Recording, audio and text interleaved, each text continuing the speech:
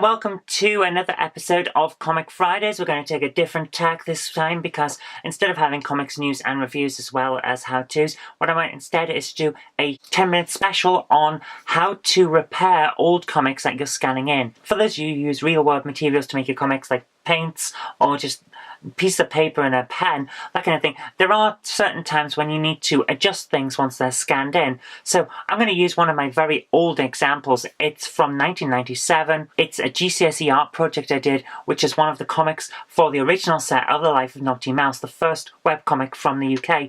And as a result, when you scan it in, it's not very good because the paper's old and it's been damaged over time. So first of all, this is how you scan in comics.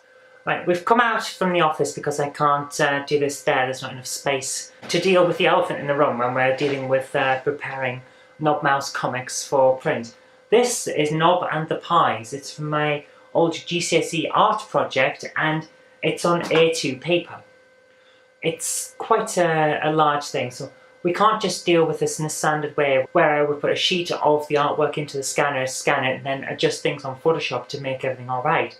We've got to do this in pieces. And more than that, once we've got the pieces into the Photoshop, we've got to work out, are we going to try and fit all of this onto one page of a book? Because it's going to be small. It's a lot smaller than an A4 sheet, which is what the other ones are on. So we've got to work out now, do we have to break this up into individual sections and lay everything out that way, or can we deal with it with some other way?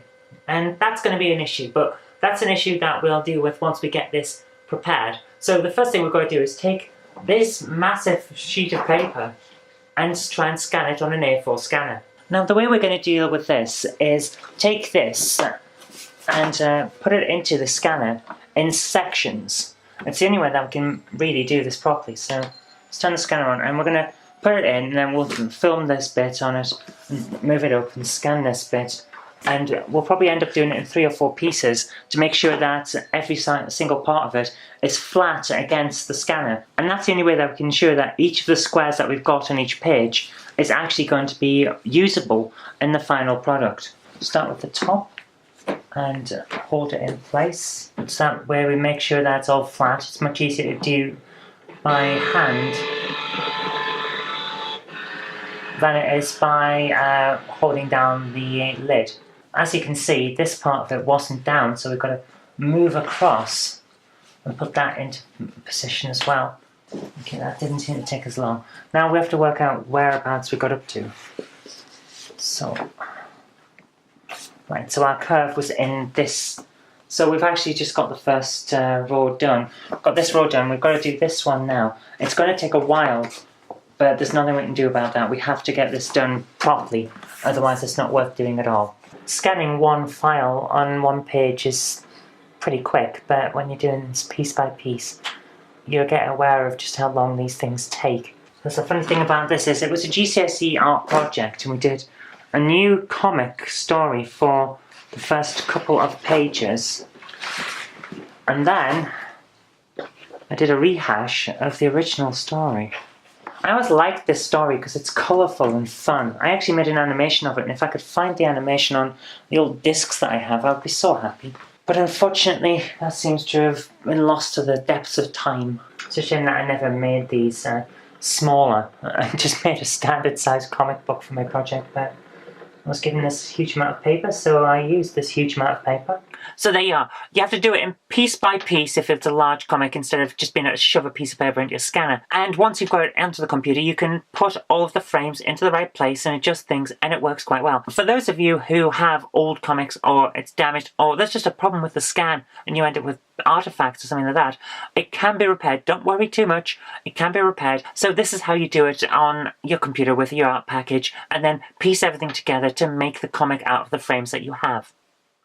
Okay, now what we're doing here is basically we've got a lot of writing all over the comic itself, so I'm taking parts of the background that exists that you can actually see and using it to replace the parts that you can't see, so that we can take all of the old writing out and replace it with a better, more legible style that can actually be read when it's printed. And what we're doing here is, as you can see, grabbing the specific parts of the background that will become the actual artwork, taking out what we can and editing it, retouching it.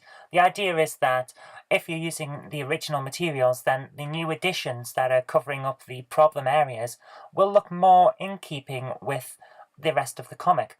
Now, if you notice, I'm not just deleting parts or covering over with just a white pen or the white ink, because that wouldn't work either, because you've got to remember that the white that you see on the scan isn't necessarily entirely white. It's like a very warm grey or a very cool grey, depending on how the scanner scanned it. So you want it to fit in, so you've got to use the white parts from the comic itself in order to make the rest of the comic up and make it look right.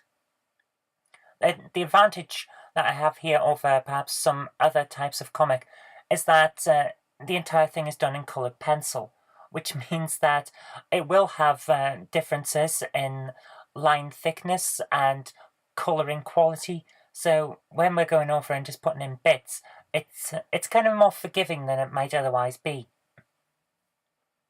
So I'm going pretty quick here. This is speeded up 20 times just so we can get through it. But the general idea is that I'm using the parts that are there and building in what's not there so that it looks better. You can see, if you look closely, that there are artifacts that show that I have replicated parts.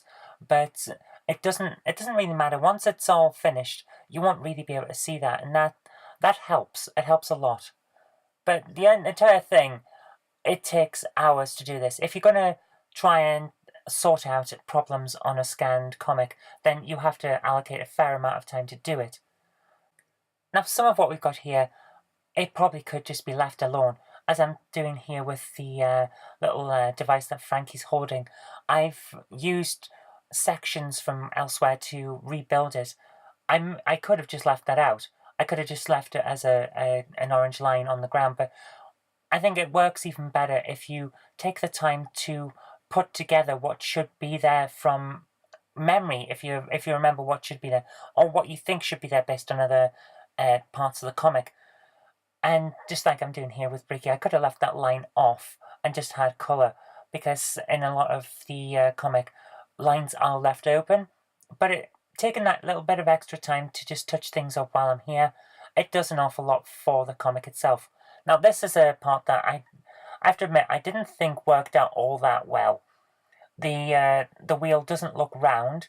I could have taken more time and made it look round, but then again, I'm not sure that would have fit in either. It was basically the best job that you could make of the situation, and you end up basically rebuilding the entire wheel for the character. Now, in the end, yeah, there's no line around it. It's got no outline, but it's there and it works, so we do what we can from that. Now, this is the part that finishes the entire thing off. I'm taking all of the rebuilt frames and laying them out so that I know where the frames are going to be, and getting the whole thing sorted out so that it all fits. The final comic will then be placed together and it will look like an actual comic that you would want to read. Well, perhaps not want to read, but you know what I mean. A comic that someone could read. The whole thing gets put together. Basically, I'm picking out the best of the frames based on all of the scans from earlier on, and making sure that the borders are there and that it's all sorted out. I seem to be using the ones that I haven't touched up and re-edited the frames on just yet, so they will get edited later on, like I've done with the previous one. They are doing a bit of touching up and editing there. But the entire idea is that, in the end, we'll have the whole of the comic just laid out, frame by frame, and it's all done and dusted. Once it's all done, I'll be able to put in the new lettering and captions, speech bubbles, and all of that, and the whole thing can then be printed. It's all in print quality by the point that we're finished. Now, with this one, we have ha ha ha written in the blue in the background. You would never be able to see that on the finished printed version, so it's best that you just take it out entirely and redo it with text in a caption perhaps, or in a speech bubble, that kind of thing. It's all the same process as with the previous page, but it all gets it all fitted together, and then it runs as a comic. Like I said before, time-consuming, immensely time-consuming, but once it's all done, it does become worth it. And there we are, the full page.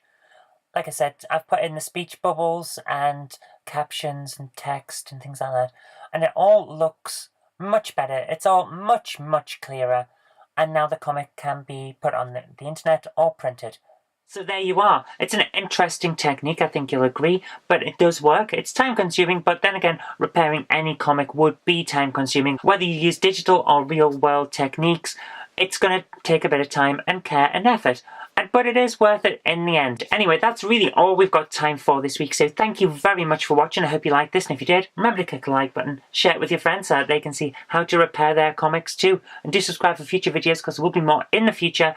But until next time, I've been Zoe Kirk-Robinson. You've been watching Comic Fridays on ZJKR. It's good to be back with the show, and I'll see you next time.